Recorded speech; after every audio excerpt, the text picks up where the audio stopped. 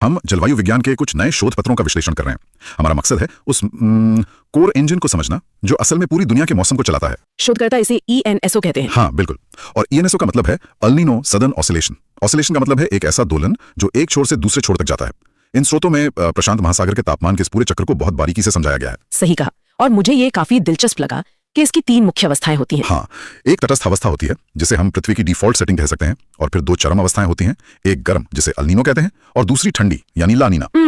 और ये पूरा चक्र हर 2 से 7 साल के अनियमित अंतराल पर खुद को दोहराता है। अब देखिए, किसी भी मशीन में क्या खराबी आई है ये जानने के लिए सबसे पहले हमें उसकी डिफॉल्ट सेटिंग को समझना होगा। तो प्रशांत महासागर के एक विशाल 3D क्रॉस सेक्शन को विजुलाइज करते हैं। इस बड़े से पानी के टैंक की जो नॉर्मल कंडीशन है, जिसे न्यूट्रल फेज कहते हैं, उसमें क्या हो रहा है? मैं समझाती हूँ। इस 3D मॉडल को इमेजिन करना ही सबसे बेस्ट तरीका है। मान लीजिए कि प्रशांत महासागर एक बहुत बड़ा बाथटब है और भूमध्य रेखा यानी इक्वेटर के ठीक ऊपर हवाओं की एक बहुत ताकतवर नदी बह रही है। अच्छा, जिसे हम ट्रेड विंड्स या व्यापारिक पवनें कहते हैं। जी हाँ, वही।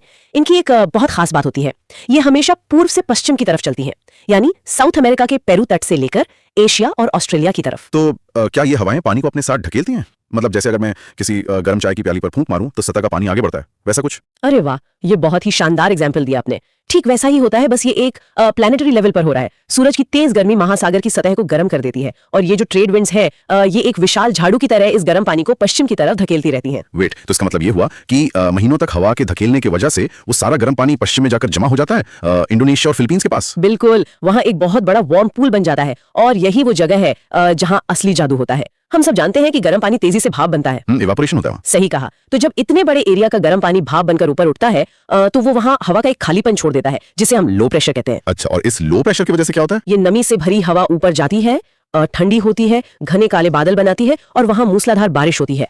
ये वही विशाल इंजन है जो हमारे भारतीय मानसून को भी ताकत देता है। ओह वाओ, तो ये हमारे 3D मॉडल का वेस्टर्न हिस्सा हो गया जहां भारी बारिश हो रही है। लेकिन एक मिनट, अगर सतह का सारा पानी हवाओं ने पश्चिम की तरफ ढकेल दिया है तो पूरब में क्या हो रहा है? पेरू के तट पर तो पानी की जगह खाली हो गई होगी। यही तो नेचर का कमाल है। प्रकृति को खाली जगह पसंद नहीं है। उस खालीपन को भरने के लिए एक प्रोसेस होता है जिसे अपवेलिंग कहते हैं। क्योंकि ऊपर का पानी खिसक गया है, इसलिए महासागर की गहराइयों से नीचे का पानी एक लिफ्ट की तरह ऊपर उठने लगता है। और ये नीचे से आने वाला पानी ऑब्वियसली बहुत ठंडा होता होगा। ठंडा तो होता ही है, पर ये जीवन का अमृत भी है। समुद्र की गहराई में सूरज की रोशनी नहीं जाती, वहां मरे हुए जीवों और मिनरल्स का भंडार होता है। अच्छा, तो वो सब सतह पर आ जाता है? हाँ, ये ठंडा पानी अपने साथ भारी मात्रा में न्यूट्रिएंट्स लेकर सतह पर आता है। इस ठंडे पानी से वहां हाई प्रेशर बनता है, यानी आसमान साफ रहता है और बारिश नहीं होती। बारिश नहीं होती, पर समुद्री जीवों की दावत हो जाती है। एकदम सही।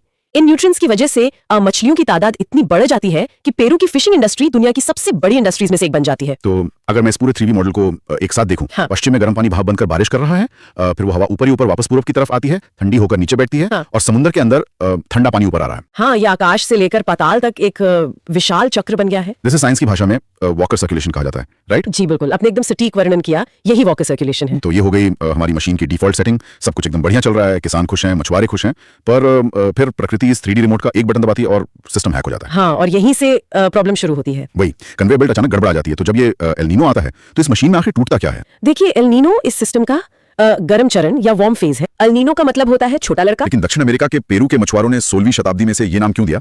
उन्हें क्रिसमस के आसपास हवाओं के इस बदलाव से इतना डर क्यों लगता था? इसका सीधा संबंध उस अपवेलिंग से है जिसकी हमने अभी चर्चा की थी। वो जो ठंडा और पोषक तत्वों से भरा पानी होता है, वो फाइटोप्लैंक्टन को पनपने में मदद करता है, और उन्हें खाने के लिए छोटी मछलियां आती हैं। बिल्कुल, और उनके पीछे बड़ी मछलियां। मछुआरों की पूरी अर्थव्यवस्था इसी इकोसिस्टम पर टिकी थी। लेकिन उन्होंने सदियों से एक पैटर्न देखा कि अक्सर क्रिसमस के आसपास समुद्र का पानी अचानक असामान्य रूप से गर्म होने लगता है। अच्छा, तो अपवेलिंग रुक जाती है? हाँ, अपवेलिंग पूरी तरह रुक जाती है और मछलियां वहां से रातों रात गायब हो जाती हैं। चूंकि ये घटना अक्सर क्रिसमस के समय होती थी, इसलिए उन्होंने इसे स्पेनिश में शिशु ईसा या क्राइस्ट चाइल्ड के संदर्भ में एल नीनो नाम दे दिया। तो तकनीकी रूप से अगर देखा जाए तो समुद्र के अंदर ऐसा क्या टूट जाता है कि पानी इतना ज्यादा गर्म हो जाता है? जो व्यापारिक पवनें, या आपकी भाषा में कहें तो जो ट्रेडमिल पानी को धकेल रही थी, वो अचानक बहुत कमजोर हो जाती हैं। क्या कभी ऐसा भी होता है कि वो उल्टी चलने लगे? हाँ, कई बार तो पछुआ हवाओं या वेस्टलीज के झोंके इतने तेज हो जाते हैं कि व्यापारिक पवनों की दिशा ही पलट जाती है। मतलब जो गर्म पानी इंडोनेशिया और फिलीपींस के पास जमा था, वो अब गुरुत्वाकर्षण के कारण वापस लौटने लगता है? बिल्कुल, वो गर्म जल पश्चिम से खिसक कर वापस दक्षिण अमेरिका के पेरू तट की ओर आ जाता है। जैसे ही ये गर्म पानी वहां पहुंचता है, नीचे से ठंडे पानी के ऊपर आने की जगह पूरी तरह से बंद हो जाती है। तो अपवेलिंग ब्लॉक हो गई। हाँ, और सबसे बड़ी बात, जहां गर्म पानी जाएगा वहां का वायुमंडलीय लो प्रेशर और बारिश का पूरा सिस्टम भी उसी के साथ यात्रा करेगा। ओ, यही कारण है कि पेरू और इक्वाडोर के तटों पर जहां सामान्य रूप से रेगिस्तानी सूखा रहता है वहां भयानक बाढ़ आ जाती है। और जो बारिश इंडोनेशिया और ऑस्ट्रेलिया में होनी चाहिए थी, वहां नमी खत्म हो जाने से गंभीर सूखा और जंगलों में आग लगने की घटनाएं होने लगती हैं। यही अल नीनो का गर्म चरण है। और इसके ठीक विपरीत जो स्थिति होती है उसे ला नीना कहा जाता है, जो कि शीत चरण है। ये दोनों असल में स्पेनिश शब्द हैं। हाँ, अल नीनो का मतलब होता है छोटा लड़का और ला नीना का मतलब छोटी लड़की। तो क्या ला नीना में मशीनरी उल्टी दिशा में चलने के बजाय ओवरड्राइव में चली जाती है? हाँ, इसे एक शक्तिशाली ओवरड्राइव ही समझना चाहिए।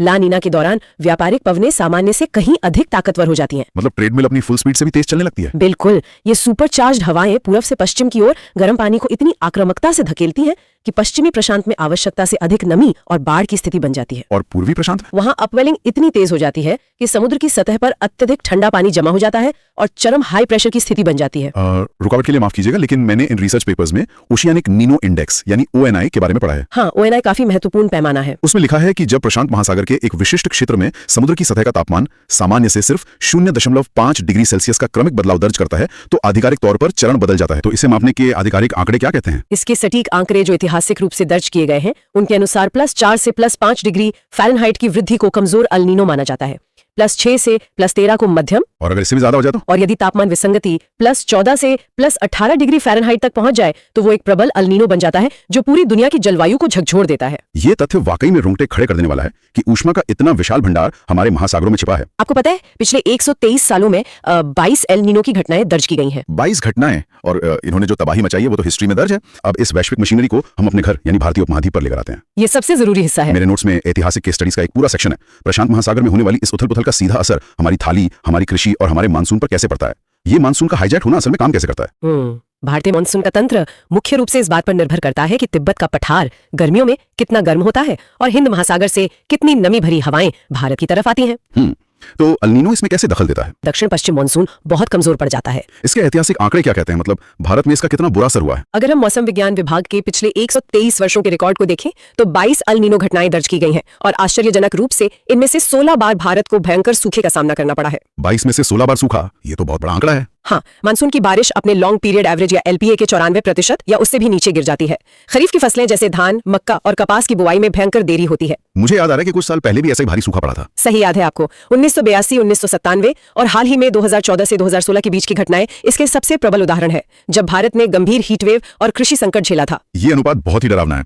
तो क्या ला नीना इसका सीधा समाधान है? ला नीना के दौरान भारत में स्थितियां कैसी होती हैं? ला नीना के दौरान भारत में मानसून अति सक्रिय हो जाता है। बंगाल की खाड़ी से नमी बहुत तेजी से भारत के भूभाग की ओर खींची चली आती है, जिससे उत्तर पश्चिम भारत में भारी बारिश होती है। इसका एक बहुत ही दुर्लभ और ऐतिहासिक उदाहरण हमने हाल ही में देखा था ना। ओह, आप 2020 से लेकर 2023 के ट्रिपल डिप ला नीना की बात कर रहे हैं। हाँ बिल्कुल, जो मेरे रिसर्च ट्रैक का एक प्रमुख हिस्सा है। लगातार 3 साल ला नीना। 1950 के बाद से दर्ज मौसम के इतिहास में यह केवल तीसरी बार हुआ था जब ला नीना लगातार 3 साल तक बना रहा।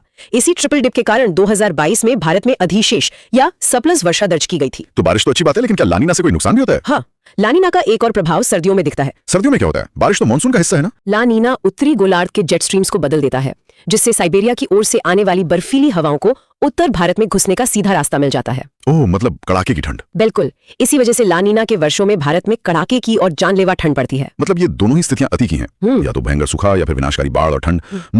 यहाँ तक तो हमने मौसम की बात की, लेकिन अब एक ऐसे पहलू पर आते हैं जो इन रिपोर्ट्स में मुझे सबसे ज्यादा परेशान करने वाला लगा। आप मुक्त तबाही की बात करें? हाँ, ये प्राकृतिक मशीनरी सिर्फ मौसम ही नहीं बल्कि पूरी दुनिया के इकोसिस्टम और इंसानी स्वास्थ्य को कैसे बीमार कर रही है। पारिस्थितिकी या इकोलॉजी के दृष्टिकोण से अल नीनो एक साइलेंट किलर है। हमने जिस अपवेलिंग की रुकने की बात की थी, वो समुद्र की पूरी खाद्य श्रृंखला को ध्वस्त कर देती है, क्योंकि न्यूट्रिएंट्स ऊपर नहीं आ पाते। सही कहा। जब नीचे से पोषक तत्व नहीं आते तो फाइटोप्लैंक्टन खत्म होने लगते हैं। फाइटोप्लैंक्टन समुद्र के सबसे छोटे पौधे हैं जिन पर पूरी समुद्री खाद्य श्रृंखला टिकी है। मैंने एक रिपोर्ट में प्रवाल भित्तियों यानी कोरल रीफ्स पर इसके प्रभाव के बारे में भी पढ़ा था। कोरल ब्लीचिंग अल नीनो का सबसे क्रूर परिणाम है।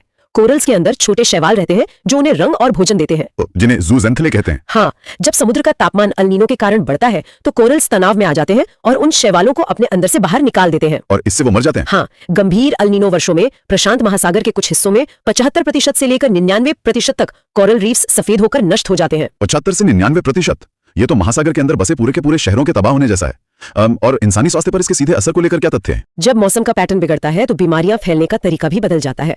बाढ़ या अप्रत्याशित बारिश के बाद रुके हुए पानी में मच्छरों की तादाद बेतहाशा बढ़ जाती है। हाँ, जिससे वेक्टर जनित बीमारियां बढ़ती होंगी। बिल्कुल। भारत और ब्राजील जैसे देशों में एल नोनियो के वर्षों में डेंगू और मलेरिया के मामलों में भारी उछाल देखा गया है। अफ्रीका के सोमालिया में अत्यधिक बारिश के कारण रिफ्ट वैली फीवर जैसी गंभीर बीमारियां महामारी का रूप ले लेती हैं। इसी स्वास्थ्य वाले सेगमेंट में मुझे एक बहुत ही अजीब केस स्टडी मिली थी, कवासाकी रोग। इसका सीधा संबंध प्रशांत महासागर की हवाओं से जुड़ा गया है।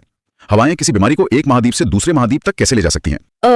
विज्ञान ने यह प्रमाणित किया है कि प्रशांत महासागर के शोभमंडल या ट्रोपोस्फियर की हवाओं के पैटर्न में अचानक होने वाले बदलाव कावासाकी रोग को ट्रिगर करते हैं। ये हवाएं लाती क्या हैं अपने साथ? हवा की ये तेज धाराएं मध्य एशिया से कुछ विशिष्ट कवक कणों यानी फंगल स्पोर्स या विषाक्त पदार्थों को उड़ाकर प्रशांत महासागर पार कराती है और सीधे जापान और अन्य देशों तक पहुंचा देती है, जिससे वहां के बच्चों में ये गंभीर सूजन वाली बीमारी फैलती है। ये इस बात का सबूत है कि हमारी पृथ्वी पर सब कुछ कितनी गहराई से जुड़ा हुआ है।